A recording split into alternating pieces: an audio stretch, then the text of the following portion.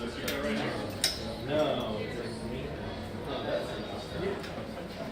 Oh, that's I put it on this chip.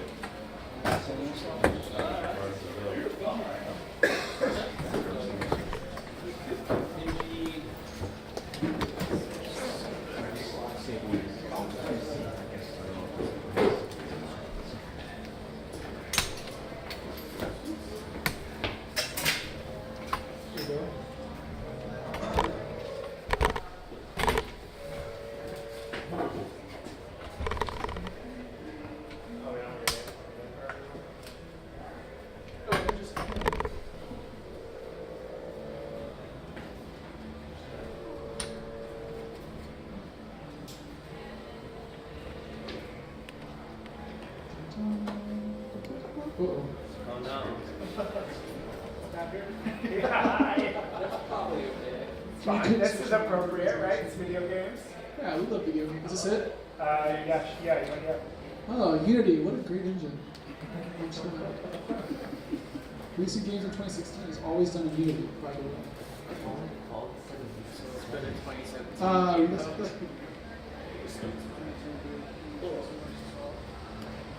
Hello. Sure. Ooh. Hello. Yeah. Cool. Thanks everyone for coming to our last of 4 panels for the arcade. And we're actually winding down the event right after this, I believe. It's been great. It's been 2 days. Thanks for LaMaMa and CultureHub for hosting us and letting us show off video games. Thanks to Robert for a panel right before this. And everyone that hosted panels yesterday. Some of them are here, some of them are not. But thank you everyone for letting us do this awesome event for one more year. This panel is on releasing games in 2016, and we wanted to have this panel this year because we feel like we, being Davis and I, were talking about what kind of panels we wanted to do, and especially kind of with the rise of itch this year, and itch doing some interesting things in terms of like releasing games specifically, as well as other methods of distribution becoming more accessible for a bigger audience in general. We thought it'd be interesting to talk to people who have just released games or are in the business of helping other people release games, to talk more about that process and what it entails now. Because it's not just kind of sending a game to a publisher anymore, put it out, there's a lot more behind it, especially if you're an independent creator, like a lot of people that we're showcasing out there, and here as well. So I'll let the panelists introduce themselves when we get started. My name is Chris Dwyer. I work for HIO and a lot of other companies. I think I shipped or helped ship 7 games this year across Steam, HIO, consoles. Yeah. Okay. I'm AP Thompson, and I guess I have 2 games that are currently here. One of them is Beglitched, which is right over there, which was just recently released, which is probably why I'm on this panel. And the other one is Multiple, which is in there, which is a nice contrast to that because it's a fundamentally unreleasable game because it's extremely illegal. So it's kind of like 2 sides of the same coin here. And that's basically what's going on here. Oh, I'm also, I guess, teach at the NYU Game Center. No problem. Cool, thank you. I guess just to start it off, Chris, if you could talk specifically kind of about what itch is and how that has affected the releasing of games in general. itch.io, itch.io, itch.io, whatever you want to say is brand guidelines approved. But basically, whatever scratches your itch. Yeah, exactly. So itch.io is a open source, not open source, but it's an open platform where basically anybody can upload a video game. Somebody could have a laptop in the audience right now and be uploading a game, and you'd probably be done by the time I'm done talking about it right now. We basically created a platform that is creator-centric. Developers choose their own revenue share for itch.io, so you set your price, but more importantly, you can choose to give anywhere from 0 to 100% to itch.io, which is kind of unprecedented when the industry standard is 30%. So it's basically the most accessible way to release a game. in 2016 or probably like ever, because no one else is going to do anything this crazy again. Yeah, so that's HIO. What do you mean in terms of accessibility, specifically for that platform? Well, basically all you have to do to upload a game is to create an account and upload a file and press a button. So that's it. That's releasing the game in 2016. Yeah, that's one way to release a game in 2016. Absolutely. Like, yeah, so, but for both of you, could you speak about what it actually means for you to release a game? Because for you, it sounds like it's very much like a game kind of appears, but AP, I imagine the process was a little more involved. Sure. I mean, so I've released a lot of games kind of for a while. A lot of them that I initially released for free. They were all browser games, and it wasn't anything like it that existed at the time. So most of that involved, and this is back in like the previous decade, finding some sort of form of web hosting, and then getting your game up there, either as a Flash file or a downloadable file on the web page, if you were publishing yourself. I mean, I've never actually dealt with like console releases or anything like that, so it's a little different.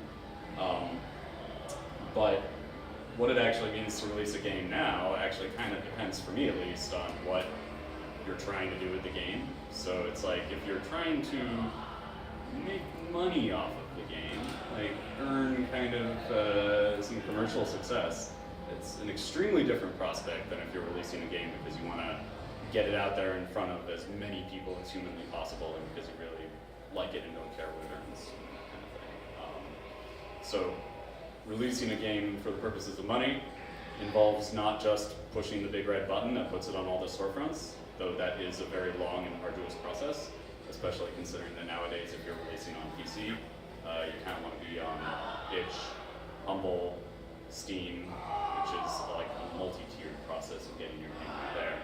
But then after that, you've got all sorts of these tools, and I can't even remember all of them, about doing like analytics and like making sure that your game is actually getting in front of people and talking to the press to hope that they write about it, and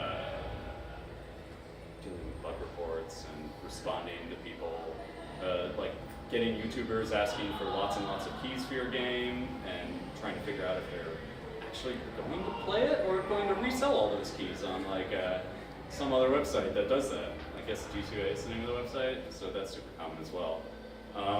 But even if you have YouTubers who do play your game, part of it's like, oh, you should watch their video before you go show it to everybody.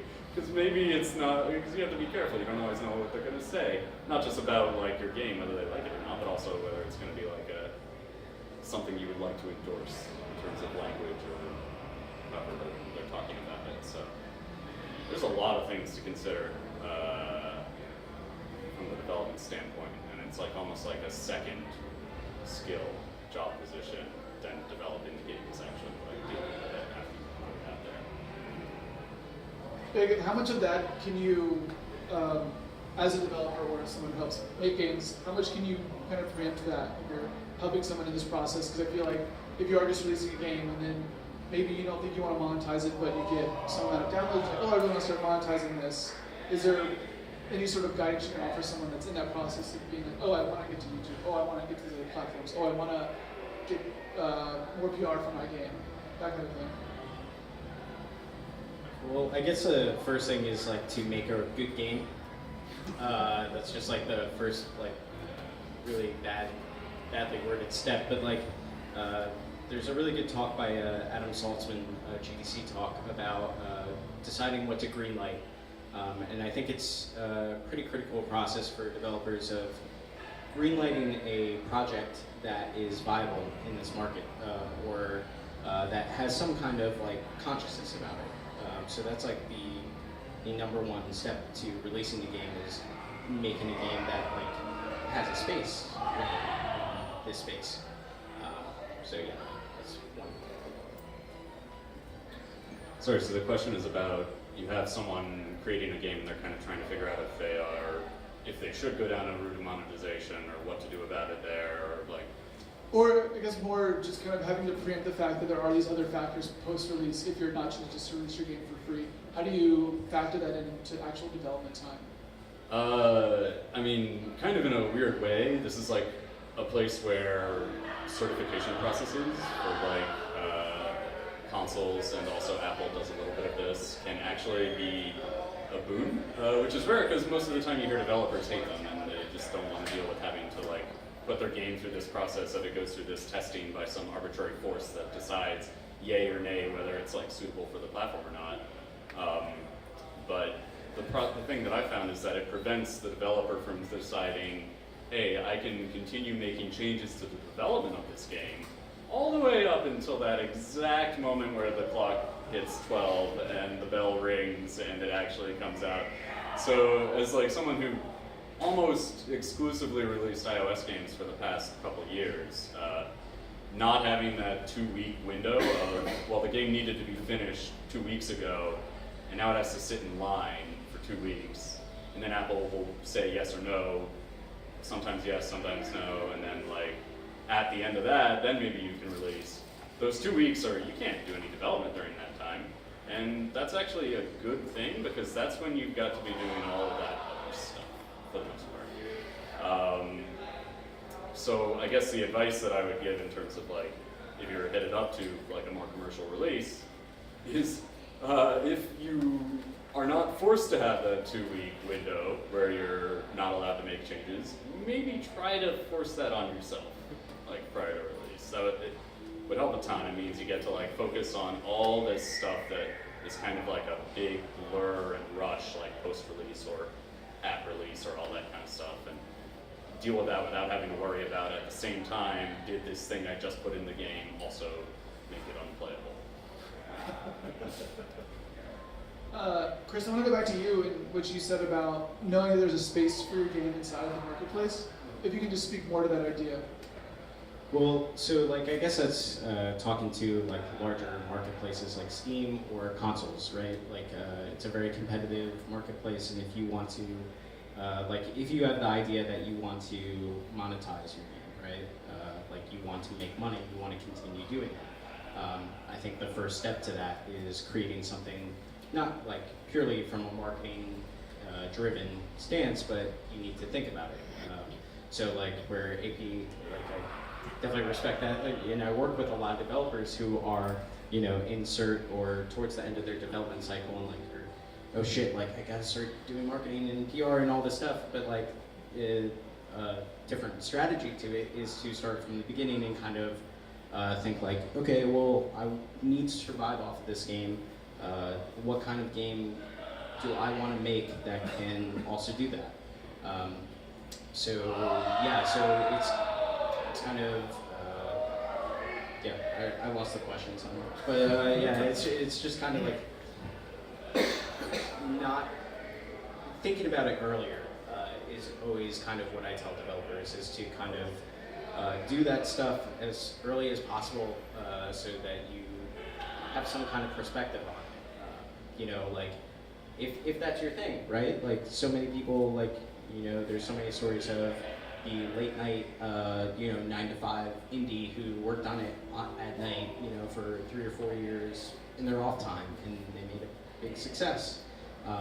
Obviously, they didn't do that thinking like, oh, what should I make that's like market viable? But yeah, I guess. And then how would you identify factors in which you kind of point to and say that this is something that like should be made? Or AP maybe you can speak to this because you just released a game that I don't know how much Beglitched is, but it's not free. Was that something that you guys considered when you were releasing it? Were we considering whether it would be free or not? No, whether or not there was a place for it in the marketplace.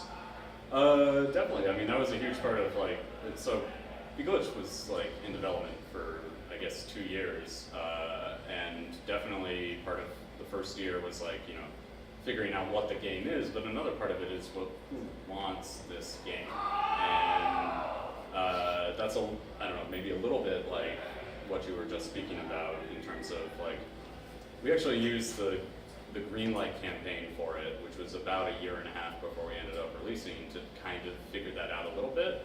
And I guess part of that was just like see like how to pitch it, see who's interested in it based on this pitch, that kind of thing. See what kind of response different types of like news about the game or images about the game. Images, people like those a lot, especially the ones that move. I'm not going to try to pronounce those. And what kind of garners like people's interest there is like, I guess part of like how we end up deciding at the end of that period, like how much longer are we going to spend on working on this, and then what are we going to charge for it when it comes out, like that kind of thing, or are we done now and it's going to be free, or that kind of thing. Based on the information that we received then, we were like, well, we think this is probably a good plan moving forward. Yeah, this is something that Matt talked about yesterday during his panel about kind of getting feedback on your product as soon as possible, so that, I mean, Chris, what you're talking about, basically being aware, even if you think you've identified factors in which your game can be released, and like, this will be great to give it to an audience sooner than later so that they can say, oh, this is not actually what we want, and you can kind of course correct before you go too far down a path to realize that, oh, this is not something that people want. But for Beglitched specifically as well, there was a big change in the development of it, where the whole aesthetic shifted. Was that part of kind of this response? That was actually prior to it being public in any way, shape, or form. So it's really easy for us to go point to that aesthetic shift, which was specifically when I stopped doing the art for the game and my collaborator joined the project and started actually doing competent work on the art for the game. So it's that actually happened before the game had a title, before there was probably a single screenshot online, before there was a public trailer on YouTube. Turns out you can do private videos on YouTube, share stuff around, that kind of thing. But I think that getting that feedback when we did eventually go public with the game and say, hey, here's a game, it exists, this is what it's like, was a good validator in terms of oh, people seem to be really into this specific aspect of it. Let's keep pushing in that direction, although it didn't really necessarily change our course at all. Instead, it was, it's kind of like a good compass tells you that, oh yeah, you're not about to hit some rocks, so that's nice. It's good to know that. I want to go in the opposite direction and talk, again, another one of your games for multi-ball, and Chris, you can probably speak to this a little bit on itch as well, but making games that are kind of unreleasable in a way, that are doing things that are actually staunchly opposed to kind of fitting inside the marketplace for any given number of reasons, and how one manages expectations when making something like that. And if you can also say what multi-ball is, and Chris, if you can say anything about that as well. Right. So multi-ball, as you mentioned, it's a game that's back there. It's a mod of a popular video game emulator called MAME. I worked on it with Bennett Foddy, who made Quap, that's his call to fame. And it's basically a bunch of existing games that existed on arcade machines and various consoles up until probably around 1996, which is where our tech limit kind of hits in. And they're all we select small time slices of the games that are all competitive, and we mix them up together in one giant video game mixtape. And it's fundamentally unreleasable because we don't own the rights to any of those games. And it's quite a few of those games are Nintendo games, and Nintendo is known to be quite happy to get rid of any kind of copyright infringement that exists publicly online. So we certainly could never charge for that game, for sure. We would get in a lot of trouble, or we would get in some trouble. I don't know if it was a lot. We probably also couldn't put it up for free download, because again, other games that have done that recently, there was this remake of Metroid 2 called another Metroid 2 remake, I guess it's called AM2R, specifically because they decided not to include Metroid in the title, because they wanted to avoid that Nintendo litigation just as much as possible. But no, Nintendo had them take it down within 2 days of its release. So multi-ball is similar in that it's we couldn't even put it up publicly for free. We can't put it up for money. We can't release the game without any of the ROMs, because a huge portion of the game is the save states that tell us where in the exact place in the game to start off and start looking for scores and stuff like that. And those all contain kind of the entire ROM in them already. So that's all copyright. And as It's not really a game that can ever really exist outside of this underground, inside individual installation places. So that's the description of that and why it's fundamentally unreleasable.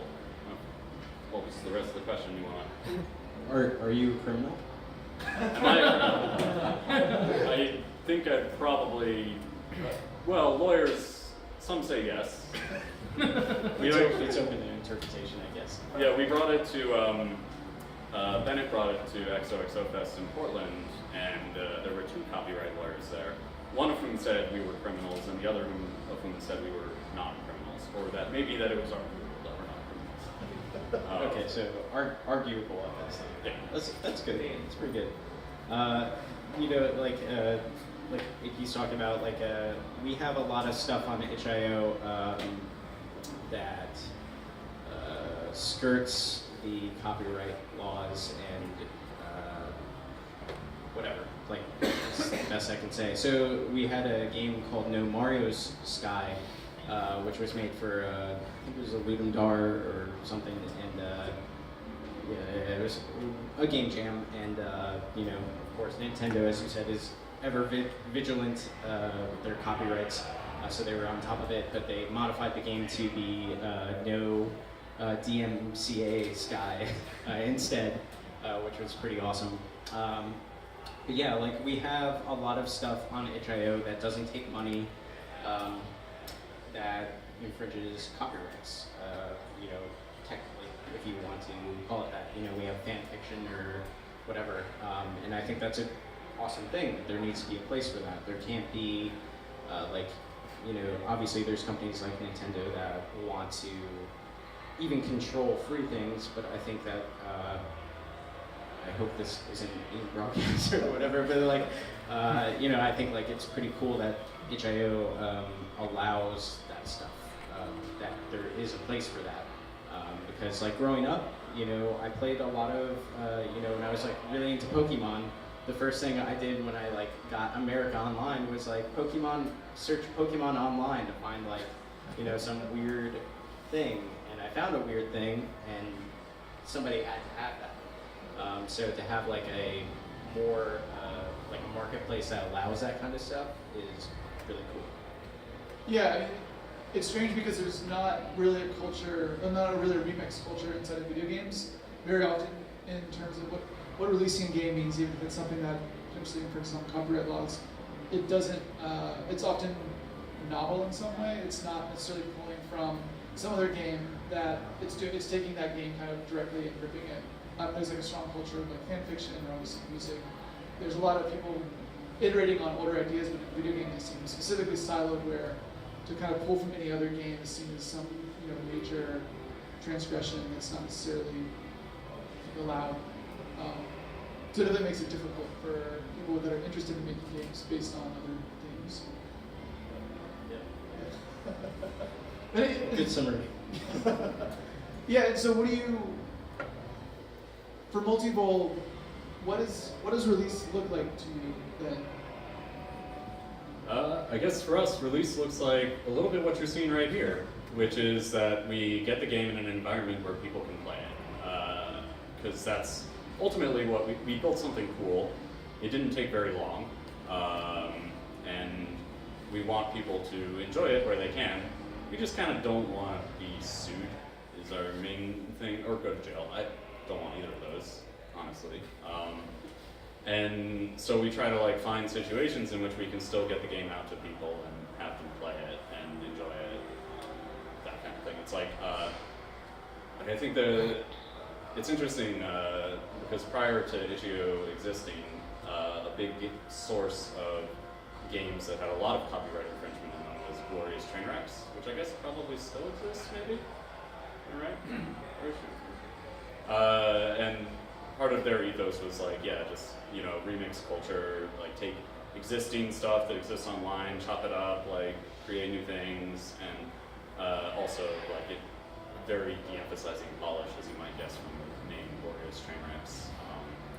But I was inspired by a lot of games that were on there, and I have a few games on my website that are also a little bit illegal in terms of copyright infringement, as long as we're talking about. So that's like when you asked earlier about what it means to release a game in 2016, why I said it ultimately depends on like whether you're trying to make money or not, which is that there are quite a few games that I've worked on that there was never any intention to make money, and multi-goal is like one of those. And releasing that looks very different than a game that you're trying to make money with. And part of that is skirting this whole issue of the moment you start making money on something, somebody is going to start threatening you with litigation. Even erroneously, is that the word I'm trying to? Let's just say that maybe, well, am I even allowed to say this? Beglitched has been threatened with a little bit of litigation, despite the fact that all of that is 100% stuff that we made. So, this kind of thing will happen once you start selling things, basically. I think like another good example, I think this is like a trademark copyright talk now, but that's fine. It's just like Emily is a really good example of something that kind of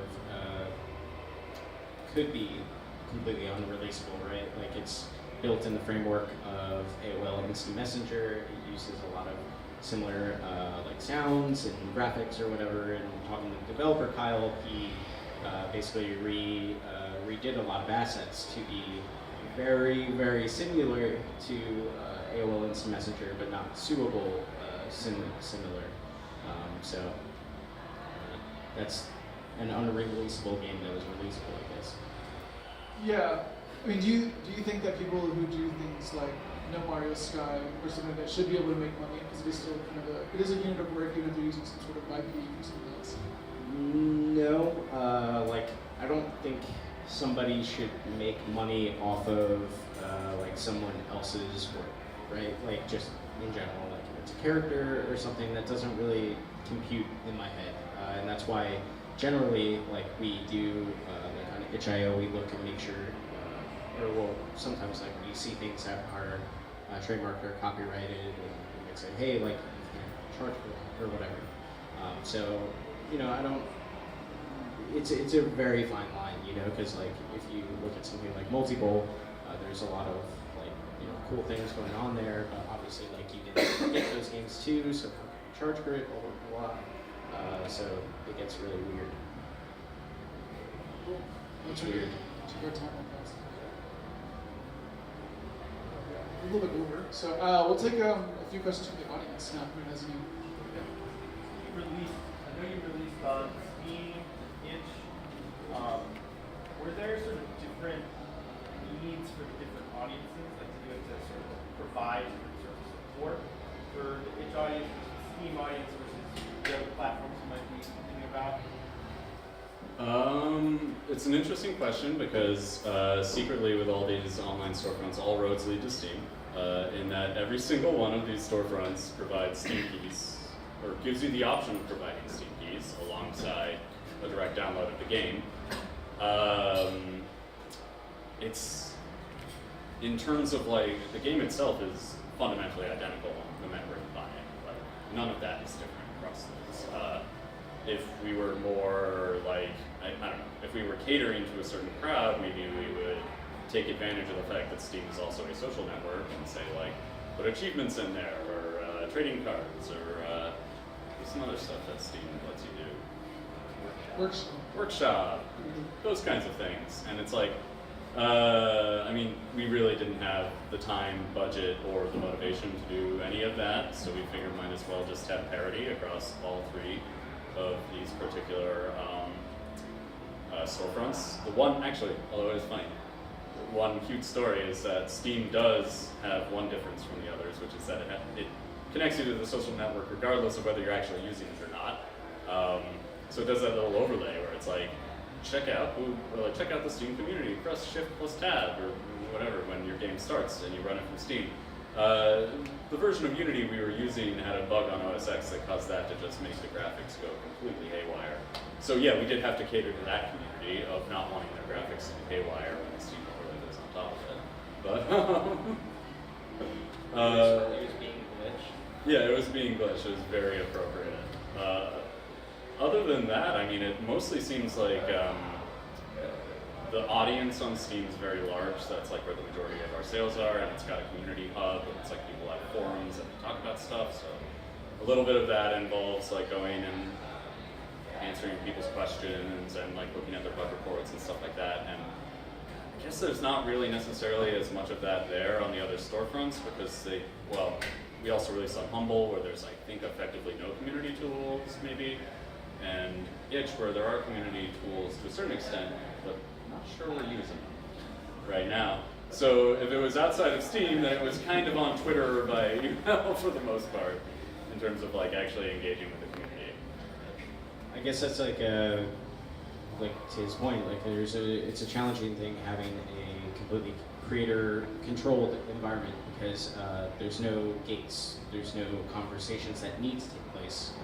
Like I said, like nobody needs to talk to me to get on itch.io, which is like a really great thing. But like we have a more challenging time like enabling features or like saying, hey, you can actually do this or you can do that with the platform. So closed and open both have their benefits, I guess. That's, yeah, and then back. Is there like a release platform you wish existed? Do the dream platform. I mean, for me, like it's always been kind of like itch.io is kind of the top, right? Like it's just no gates, no like, hey, you need to provide us with a 180 by 340 PNG, or else you can't launch on Tuesday. It's just like, no, just like do whatever you want. Like, get your game in front of people, set your price, give us the money that you feel is like worthwhile for the services we're providing for uploading your game and providing it. But yeah, so like for me, like no PR bullshit, like that is the ultimate platform for me. I don't know. I'm going to be extremely controversial and agree completely with my co-panelists here and say that Itch is actually kind of a dream platform, a little bit. Or it's like, I've never really released a game on Itch directly because prior to the launch of Beglitched, my games were either through Apple or they were free on my website. And using Itch for the first time for Beglitched, it was like, oh wow, ooh, this is real nice. I wish I had had this back like when I was just releasing games for free on my website. Like, it's kind of got almost like all the stuff that I really want in terms of like just the accessibility, the customizability, like the fact that you can go ahead and make your own store page that looks really nice. All the tools it gives you are extremely convenient, also powerful. It's like the revenue split thing is like really radical and also like makes me want to give Itch some of my revenue split because I like them. Yeah, Itch is really, really good. I guess that's like the one thing that would turn Itch into my dream platform is if every single person who only buys games on Steam would just go ahead and now only buy games on Itch. That would be great. Or get that audience, that really, really large audience. Yeah. Just wait, you first. Yeah, Robert. You raised your hand. Okay. Let's imagine, let's hypothesize that Steam is a parasitic, tyrannical monopoly that we don't like and must be destroyed for the good of game culture. How do you imagine that hypothetically? How do you imagine that happening, assuming someone held that opinion? How do you imagine that happening? If ever, if at all. Probably Valve, just like their own doing. Like you're asking basically the question is like how does Steam like stop existing basically? Or become irrelevant, or become like LinkedIn or MySpace or something. Well, I think like LinkedIn or MySpace, like either a larger competitor probably comes into the space, which I don't know could and very well may be happening. But I think a lot of things that Steam is doing is kind of there's a possibility for that themselves in a way. Like I think they made their like okay with like radical changes, and they're okay with not really like a lot of feedback I heard, and this is just like completely whatever neutral, is that a lot of Steam Dev Days people were like, oh, it doesn't seem like they're really jiving with what we need, or they're not hearing us. So I don't know. I think that there's like a possibility that that could happen naturally, which is not like easily because it's huge. The other, probably like Amazon. I don't know. Twitch is like Twitch. Your friend, like shitty Twitch, is like Twitch is kind of fine. I don't know.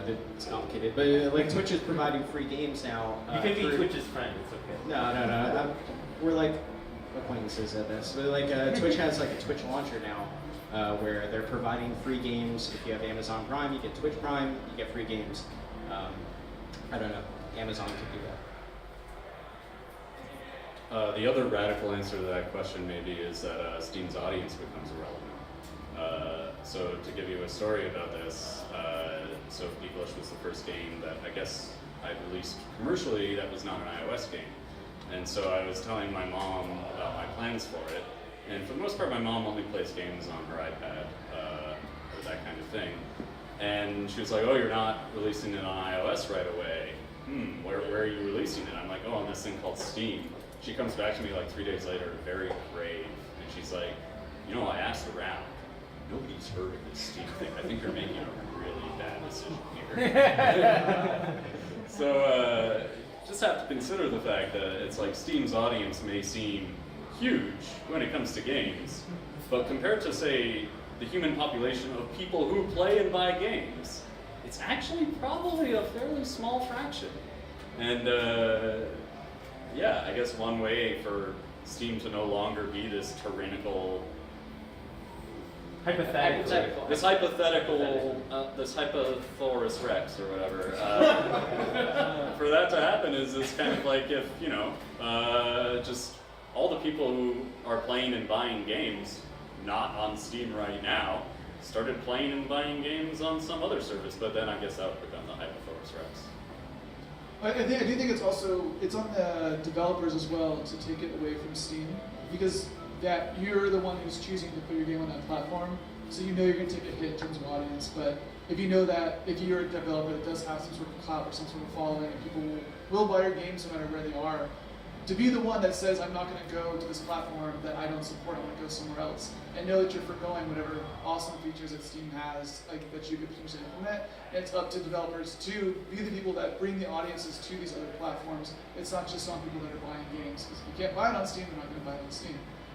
Actually, I think that's a super great point, and there's like an example of this recently, which is Christine Love's game that she just released, was not on Steam, and is apparently, according to her, extremely financially successful right now.